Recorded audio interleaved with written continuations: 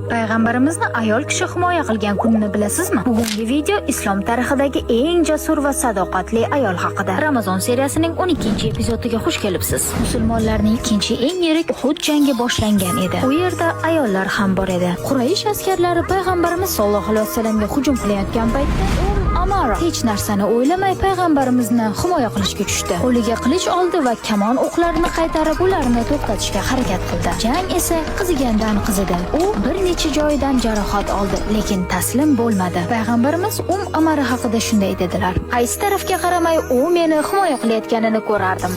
Amoraning jasoratini ko'rgan payg'ambarimiz qo'llarini ochib unga alohida duo qilganlar. "Ey Alloh, ularning ahlini sening jannatingda do'st qilgin." Shunda Amara javob qaytardilar: "Ya Rasululloh, menga bu duodan boshqa hech narsa kerak emas." Shunday qilib Amara islom tarixidagi eng jasur ayollardan biri bo'lib, fidoyilik, matonat va sadoqat namunasi bo'ldi. Sizchi bu voqeani bilarmidingiz? O'z fikringizni kommentariyada yozib qoldiring.